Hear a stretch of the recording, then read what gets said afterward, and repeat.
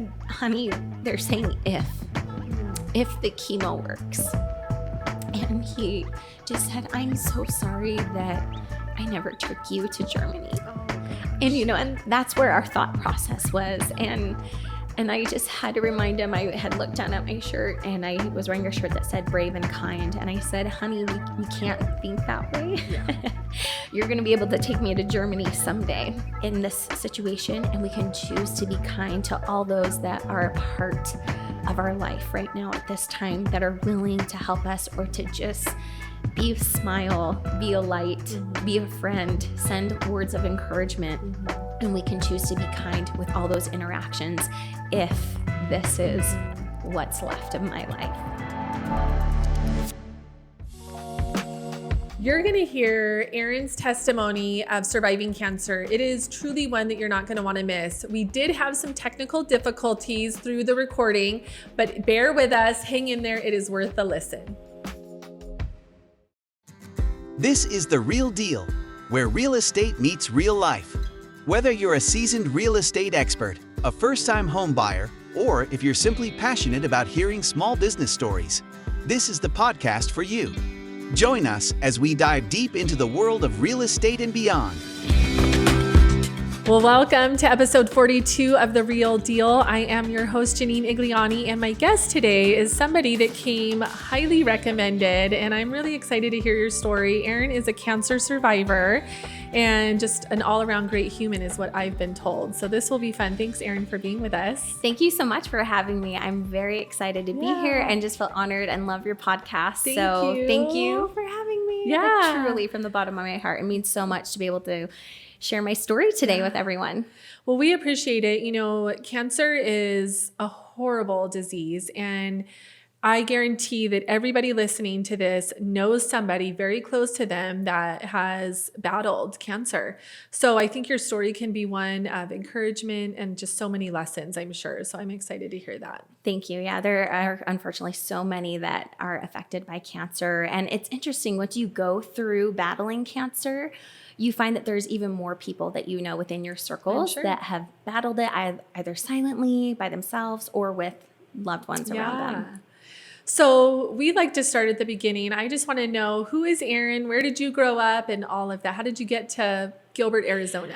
Right. So really fun fact about me. I was born and raised here in Arizona. One of the few. Yes. No, literally. It's weird to say that nowadays. It's been really neat, though, to watch Gilbert grow. And I literally have lived in Gilbert my entire life. Amazing. Except for a short little period of time when my husband and I lived out on the East Coast in the Virginia, D.C. area. Oh, wow. Yeah. So that was fun. Yeah. But we came back here after some time and have just been here ever since. Okay. And I'm married. I have a wonderful, loving husband named Mike. He's such a hard worker, and 4 beautiful children, ranging ages from 11 all the way down to 4 years old. Wow. So that keeps me pretty busy. Yeah. But I'm also a photographer and a swim instructor as well. How fun. Yeah. And so I have really loved being in this area and love what Gilbert has to offer and brings, and just the community, and even businesses that come here in the community, especially like your business even, I just love meeting people like you and business owners that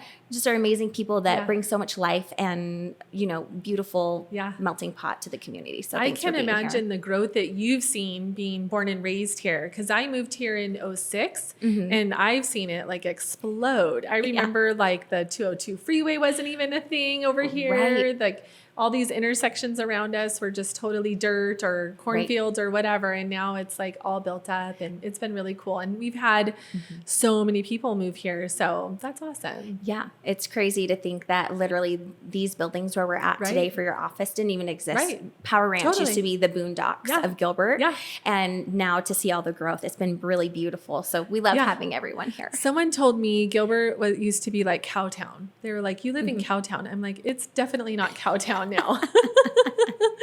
It's a lot nicer. Yes, it is. I think it's actually like a premier place to live. But anyways, we could talk on and on about Gilbert. But, so you have 4 kids and your youngest is 4. Yes.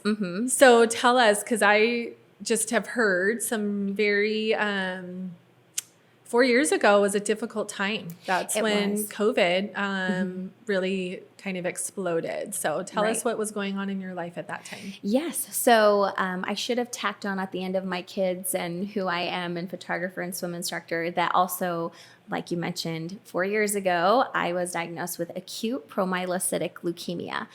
So that was a very trying time for us. It was scary because, as everyone else listening today knows, the whole world was going through a pandemic at that time. It had just started. We started hearing about it, and we were talking about shutdowns here in the States. And since December of 2019, I actually was not feeling very well, but I just attributed it to, I just had a baby. Yeah. She's only, at that time, she was only around 9 months old. Mm-hmm. And so I was like, I'm just a mom that needs some vitamins. Mm-hmm. And then it started to get closer to April, and they were talking about shutdowns. And my husband, he just said, I'm really worried about you because you have really bad brain fog. I was covered in bruises. I had 30 canker sores in my mouth. I could hardly eat, hardly talk, and I was losing weight and not working out. Okay. Yeah. It was really great. Yeah, right. Oh. Minus all the side effects. Yeah. So I ended up going into the doctor and went in. They did blood work. They said, you're healthy, but you don't have any white blood cells. Let's test it again. Went in, had it tested again. And my doctor actually at that time, so little bit of a quick backstory. So since I had just had my daughter Madeline and she was only 9 months old, that summer my OBGYN actually passed away. So I hadn't found a new doctor yet. So the fact that I was able to get into my husband's primary care and the fact that Dr. Faust noticed the white blood cell count being an issue, really, he truly was the one that found it all and saved my life in essence, because had he not paid attention to that, I wouldn't be here today for sure. Wow. And so they did blood test again.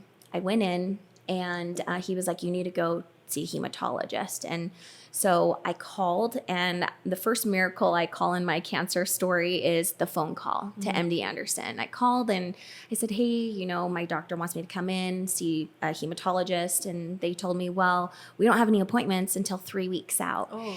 Yeah. And I just got this big feeling and this impression in my mind that I needed to ask them to check the schedule one more time.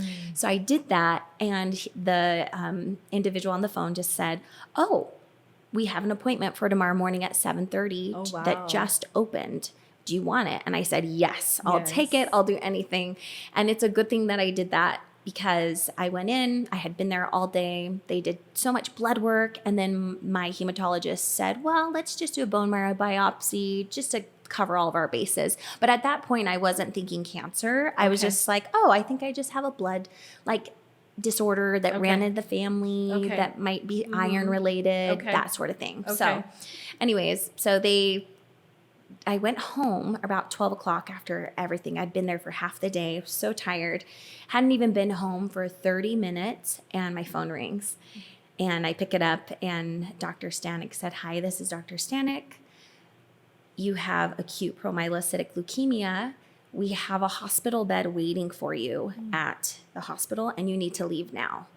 And the amount of fear and sadness and just shock was unreal. Yeah. Oh, you're kidding. Yeah, it was. My husband was like, what is it? And I just couldn't speak. And I just handed him the phone. He talked to the doctor. He was very calm. And then we literally just held each other and cried on the floor in our TV room. And our kids kind of surrounded us. And I was holding my little 11-month-old now at the time. And my husband was like, well, Mommy doesn't look sick on the outside, but on the inside, she's very sick. And she has to go away for a while. And we don't know how long, because with restrictions at that time, I couldn't have any family or friends in the hospital. So nursing mom, had to nurse my baby one last time. I hugged all my kids. They each picked their favorite thing that brought them comfort, like a blanket or toy that helped them at nighttime. And they gave it to me. And I then hugged a t-shirt of each of mine to give to them to wear when they would miss me. Yeah.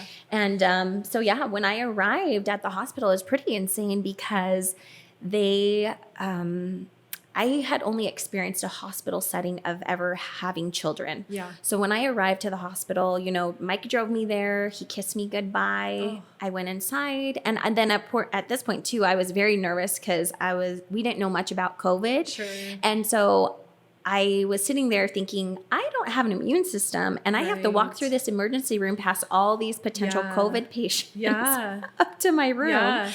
But I went up there and was unpacking my bag. And at that point, my doctor had said he didn't know how long I would be there. But when I got there, they told me that I could potentially be there for 3 months. Oh, wow. And I had only packed my bag for maybe 2 weeks because I thought, they can send me packages, all that jazz. So anyways, got in there and I was in the room and nurses were running in and out everywhere.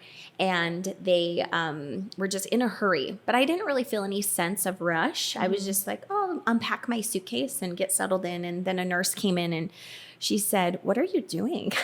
I was like, "I'm just getting settled in, for my stay." And she goes, "I need you to stop doing that right now. I need you to sit in the hospital bed. We have to start your IV right now and get the chemo going because it's imperative that we don't delay." Wow. And it was at that moment that then it all hit. Right. And big amount of fear hit. And I just realized this is serious. And thankfully now later, reading about acute promyelocytic leukemia and even the verbiage that they used in the hospital while I was there, truly with acute promyelocytic leukemia, APL, if you don't catch it within a time frame, you literally bleed out and die. So the verbiage that my oncologist, all the nurses and physicians that came in treating me, it was if we make it to 3 weeks. Oh my goodness, Erin. And so I was sitting there and I called my husband and I was really scared. And I said, "Honey, they're saying if the chemo works." And he just said, "I'm so sorry that I never took you to Germany." Oh gosh. And, and that's where our thought process was. And I just had to remind him. I had looked down at my shirt and I was wearing a shirt that said "brave and kind." And I said, "Honey, we can't think that way. Yeah. You're going to be able to take me to Germany someday. Yeah. And we can be brave. We can choose right now to be brave in this situation. And we can choose to be kind to all those that are a part of our life right now at this time that are willing to help us or to just be a smile, be a light, be a friend, send words of encouragement. And we can choose to be kind with all those interactions if this is what's left of my life." Wow. And so that's kind of how it started off. Pretty intense. Yeah, I would say so. I mean, getting that diagnosis out of left field, right? Never thinking. Having to go and hear that news alone, my heart breaks for you. Not having your husband there, I can't imagine. Right. We have really good friends who at the exact same, it was in April of 2020, their little boy was diagnosed with leukemia. And she had to walk that road and her husband was literally like in the car in the parking lot, because they wouldn't let him in. And anyways, I know that I can't imagine that. Yeah. And then just processing the news and in your situation, the if. Yes. Like not, we're going to fight this and we're going to get through it, but like if we get through it, wow. Yes. What were some of the thoughts that you had in processing through that of like, okay, what does that look like? Did you go immediately into a fighting mode? Like, no, I'm going to fight this. Like, what was your frame of mind?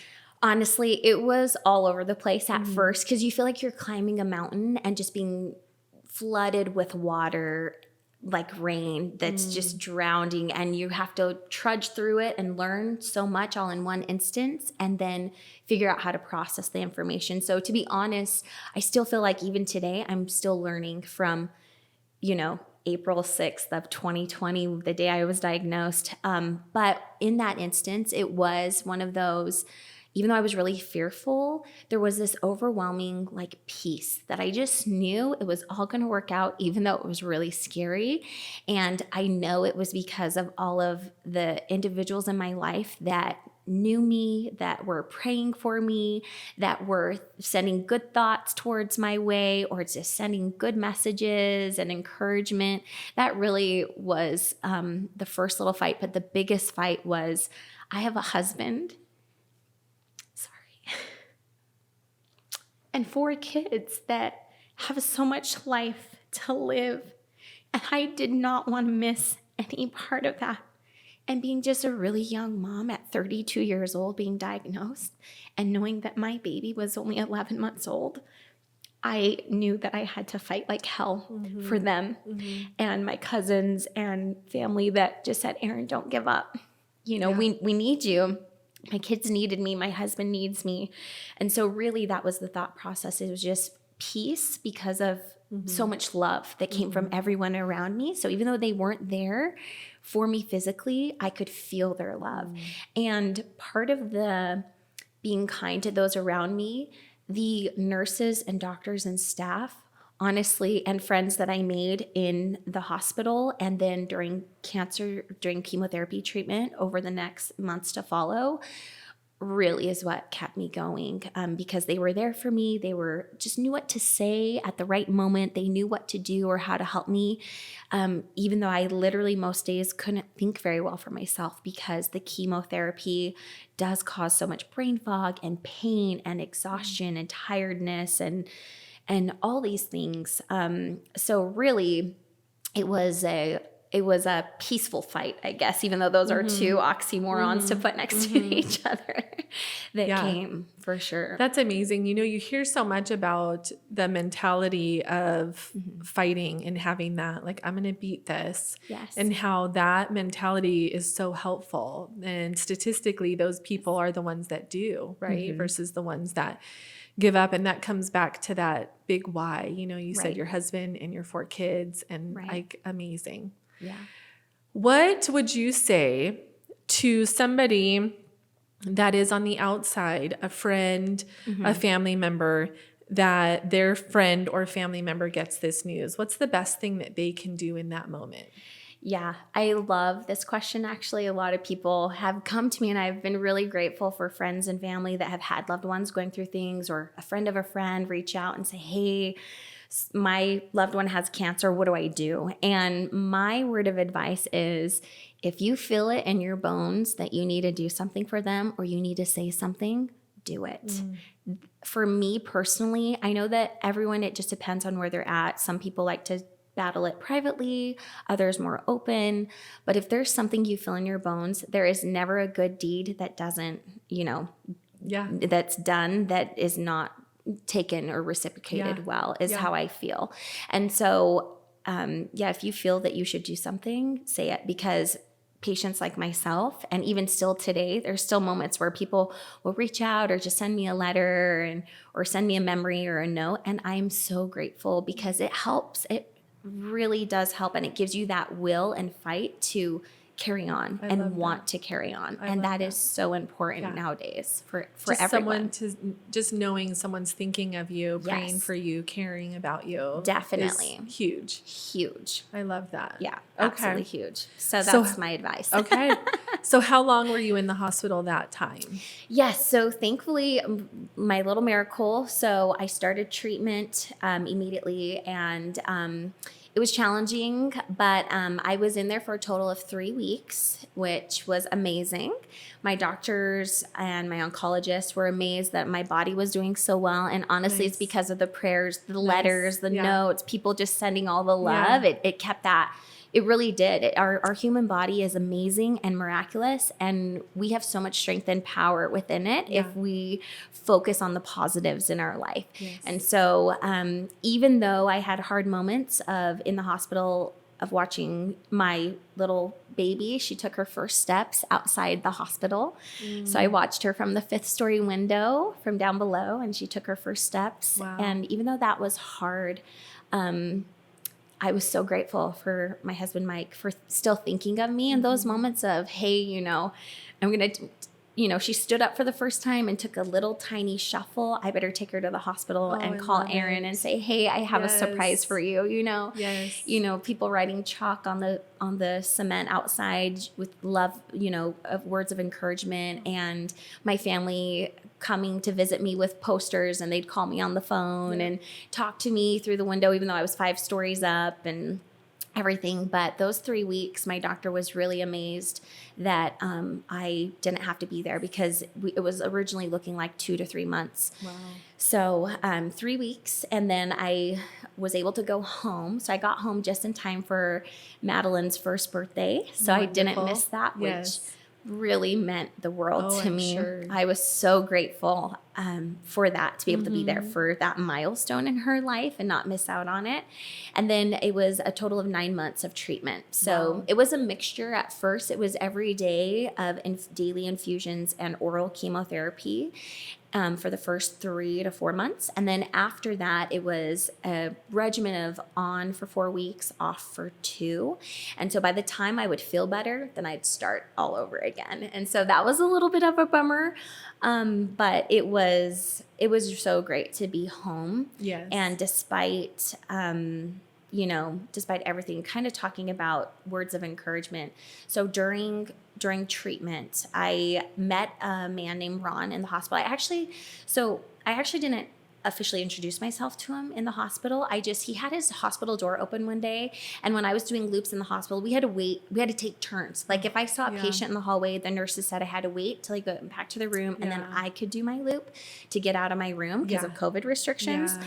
But one day I was doing my loop in the hall, and I saw the door open, and I just smiled and waved at him, even though I didn't talk to him. Later on, we ended up being what we called chair buddies. Okay. Somehow, every treatment at that beginning stage for that first 4 months that we were there every day, we would always end up next to each other. And he's older. He's like in his 60s. And I shouldn't say that, because 60 is still very young for those listening. But he was older than me is what I should say. But we became really good friends. And he had the same APL, just like me. Okay. And then also met a really, really sweet man, Ralph. And he had AML, another type of leukemia. But they were talking about angels among us and just doing what your gut should do. When you do what you feel you should, it really does bless other people's lives. And you are a literal living angel to them. Yeah. And Ralph and Ron were that for me. They were my friends, and I looked forward to having to go to chemo, even though I was so sick, because I knew that I might see them that day, and it really meant a lot. And so I'm forever grateful for them. And it was challenging, because during my treatment, I got over halfway through and got to see Ralph one last time, and 2 weeks later found out that he had passed. Oh, goodness. So that was really hard. And COVID is a weird thing, because since no family or friends were there for any of the patients, I didn't get a last name. I just got his first name. I never asked for his wife's name or kids' names or met them, which is a weird thing now going back to the cancer center. I'm so grateful that others have their family members there, but I wish that I would have gotten his last name, because I've never had closure there. Oh, I bet. But, and same with Ron. And Ron, unfortunately, he was cute, because I ran into him as well towards the end of his treatment, and he kind of ditched out, and he had seen me.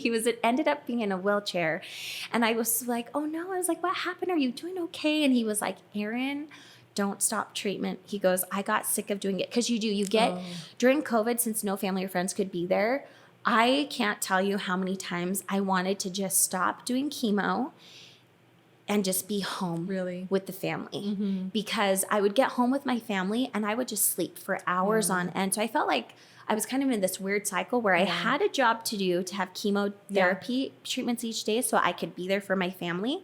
But then I'd come home and I would just sleep for hours on end. And so I wasn't really seeing them during that time, during the process. But Ron had said to me, don't stop. He said, you look so good. Even though at this point I had lost all my hair and I was wearing a lovely pirate patch is what we called it, because the chemotherapy created some crazy effects where I had horrible double vision.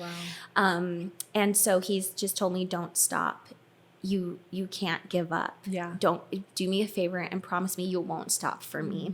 And same with Ron. He passed away as well. And so, Wow. so those two really good friends, did pass, but I'm so grateful for them Right. and for being able to, Have that time have with that them. time. And I'm so grateful that it was literally only a 3-week stay in the hospital rather than a 3-month. I know Yeah. that a lot of cancer patients out there have Yeah. to go through that. And Yeah. I commend each of you listening today, for sticking with it. Don't Yeah. give up Yes. is my advice. Yes. So let's talk, Erin, about while you're going through all of this, your Yeah. husband and your kids, Yes. right? They're not going through chemo, but they're also grieving and trying to process. What was it like for them? Yes, for them, I'm not going to lie, it was really hard. Thankfully, because of COVID, my husband was home from work because of everyone's at home working. So that in and of itself was a huge blessing because for my kids, there was at least one parent home to help them feel safe and help them to feel like everything was going to be okay, even though it wasn't. And so we had so many friends and family that even though it was COVID, they would just drop off dinner at our front porch or little gifts for the kids. And so really my husband was there for my kids. My mom and mother-in-law were super, super sweet, and they kept themselves, they didn't go out much so that they could come over and help us because that was a really big concern at first with any type of Right. cancer. You do have, you have to be very careful with no immunity.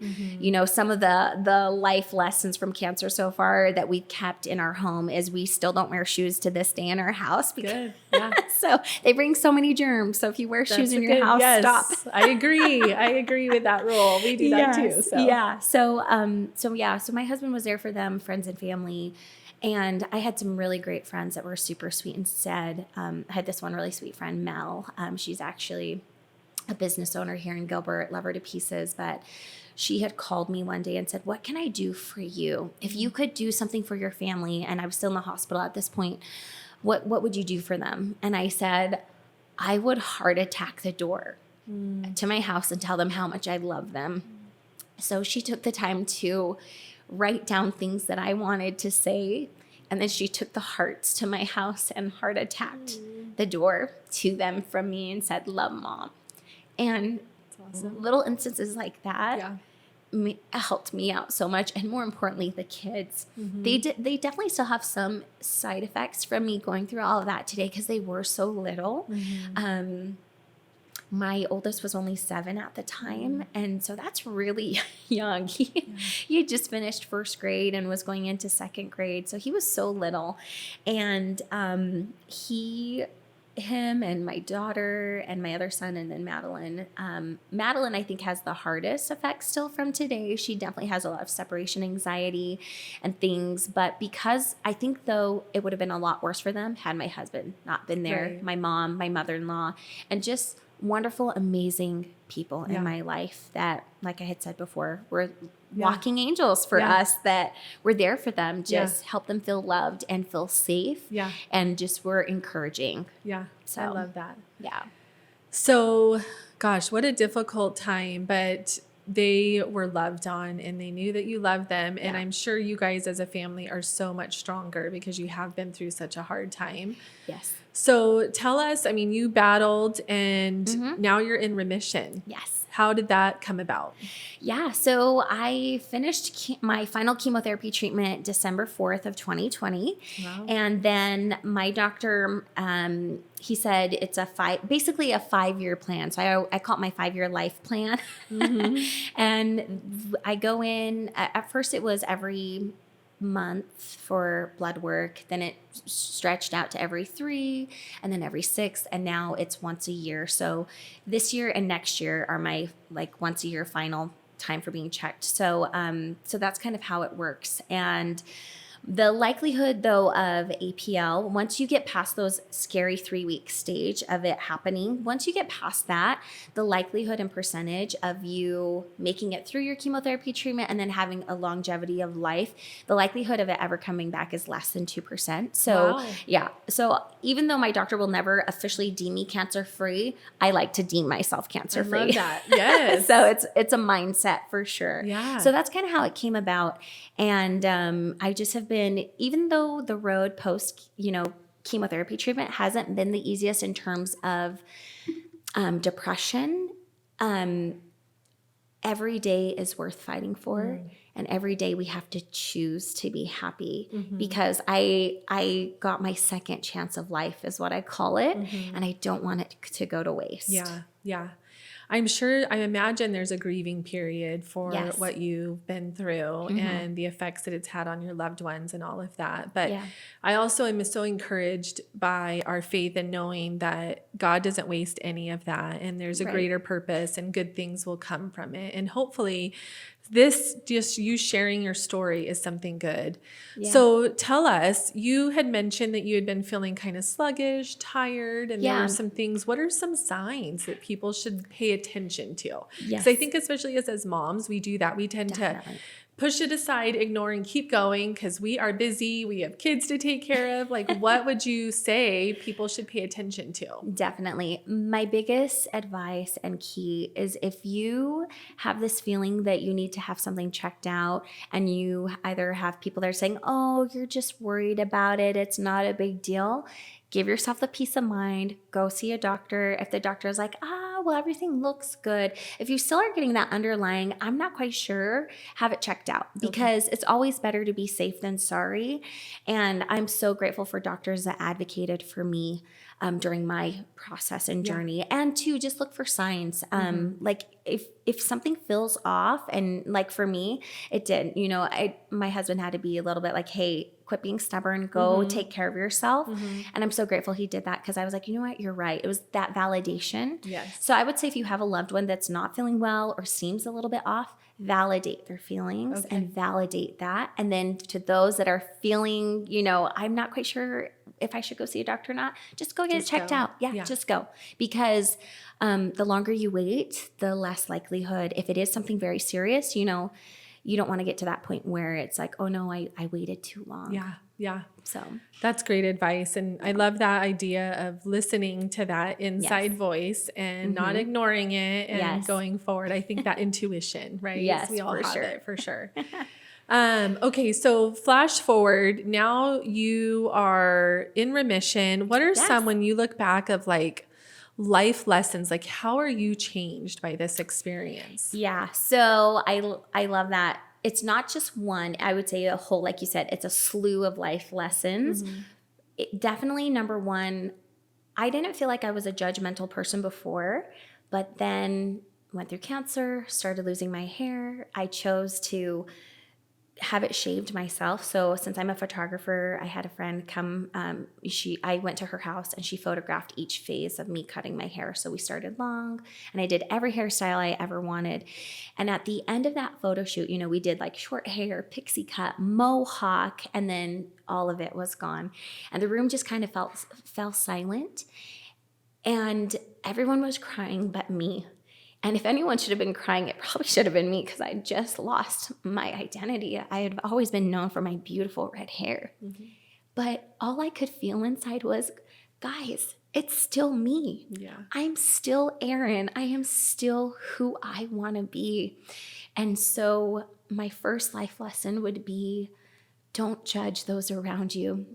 Look in their eyes for who they are. It doesn't matter what they look like, where they come from, if they have tattoos or not, if they have addictions, love them for who they are, meet them where they're at.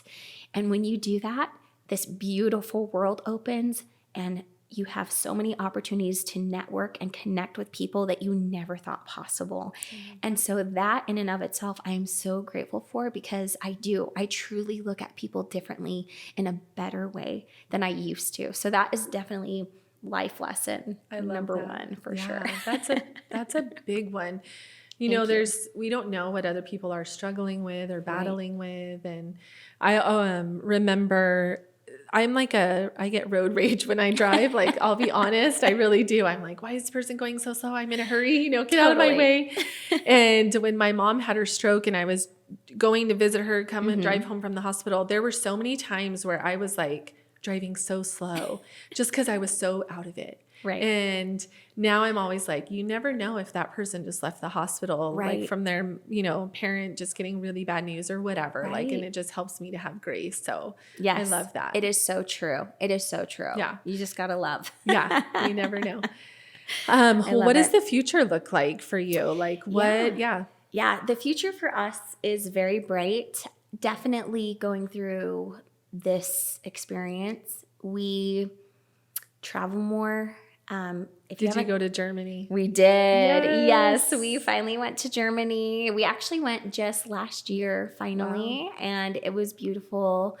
We had such a great time. And yeah, it was a very, very rewarding trip in the fact that my husband was like, I'm so grateful we finally did that. Yeah. We checked it off our bucket list, you know? So Yeah. if you want to take the trip, take it, Take you know? the So trip. yeah, definitely traveling with the kids and having experiences there. And also too, I feel like I've really just have like gone full steam ahead with work. So as a photographer, like, and a swim instructor, before I've done it for many years, but I really have a greater passion for it because it's so important to live life. So if there's something you love to do, or you have a business, do what you've always wanted. Don't feel like you have to fit yourself in a box. Yeah. Be who you want to be. And as you're authentically you, the business comes and the connections comes, and it creates this beautiful work environment and space and lifelong friendships. And so definitely traveling, and I've been more involved in my businesses and networking with others and just enjoying those around me in the community and everything. So life is too short, and things, as is. you know, change in an instant. Yes. In a phone call. Yes. And so living life to the fullest, loving on those around you, and making space for your passion. I love that. Yeah, for and sure. photography is really cool because those are, you're creating or capturing like moments, right? Yes. That they can have forever. And that's so powerful.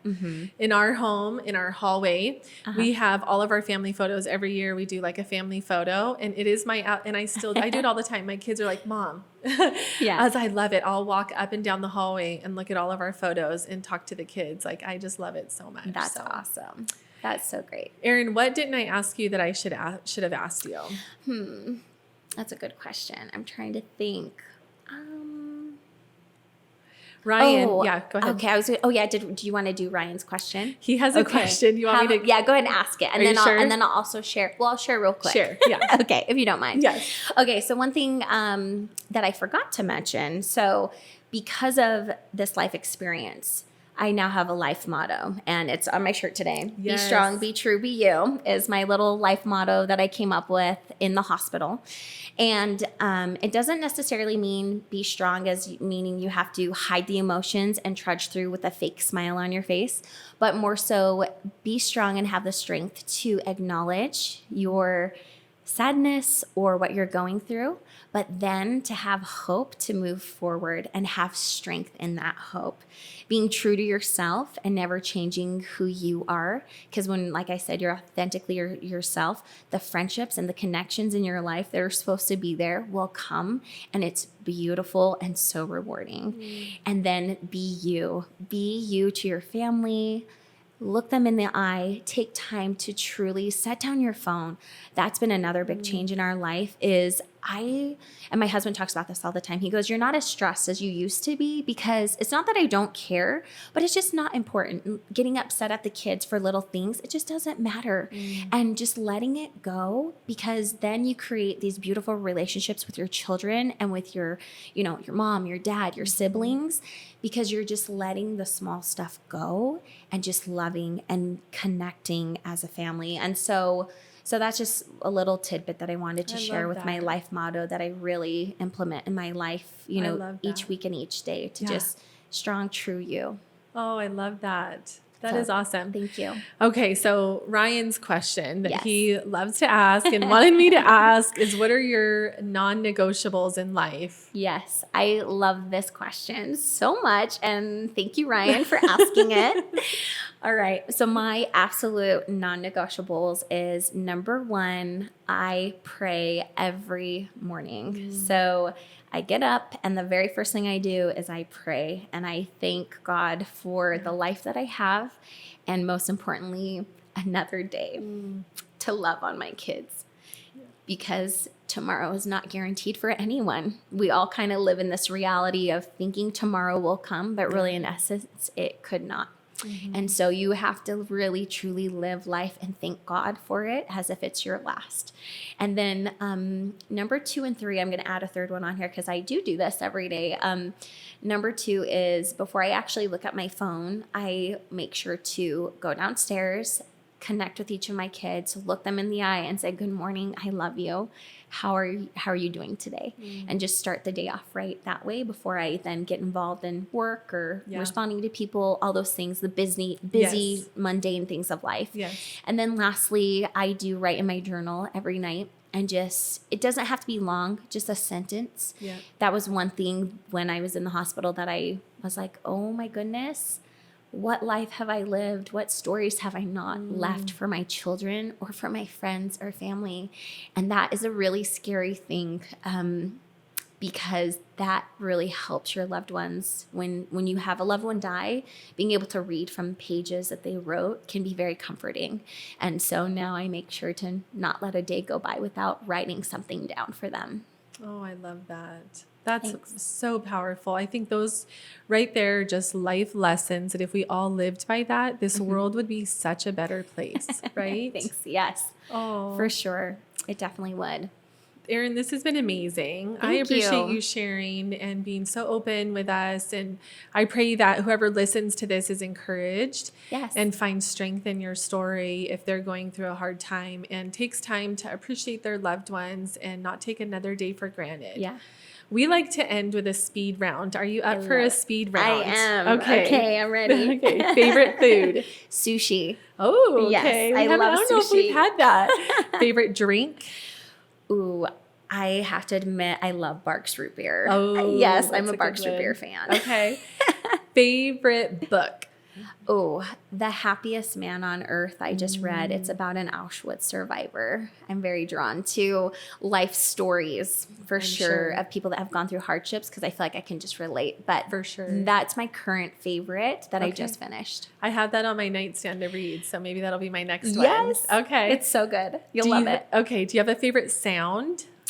Ooh, honestly, my dad's gonna laugh. My favorite sound are like sound effects that my dad makes. Like growing Aw. up as a kid, we would be driving in the car and he would be silly and he would just make sound effects of what people were doing, like if they're on a bike or That's funny. walking. So my favorite sound effects is my dad's voice Aw. making fun noises because it just brings me joy. I love that. Do you have a favorite podcast? Your guys' is. Oh, no, hey. really, but really, I don't just say that to say that. Aw, I really do you're so enjoy sweet. it. Thank I you. love all of the guests that you have Thank had on here. you. I've learned something from each and every one of I love that. the individuals that have been on here. So thank you. Aw, And thank it's great you. to listen to while I fold laundry. Yes, yes. Okay, last but not least, favorite vacation. I feel like I might know the answer to this. Yes, I know. Well, and I'm probably going to throw you for a loop. Oh, okay. Because last year was really fun. I know the answer should be Germany because it was with my husband and we finally took our Germany trip. Yeah. But it's actually, we had the opportunity last year to go to Egypt. Oh, And that was so eye-opening with just loving people and seeing the world for how it's so different. So Egypt, I think, is my favorite because of the love that the people had for foreigners, for me, someone like me. They took me into their home and treated me like family. And so I would say that that's my favorite trip so far. I love it. Thanks. Well, this was awesome. Thank you so much, Erin. Thank you for having me sharing. today. I We really appreciate it. Thank you. Thanks for listening to The Real Deal, where real estate meets real life. Make sure to follow or subscribe to the Home Selling Team on YouTube, Instagram, and Spotify to stay up to date with our podcast.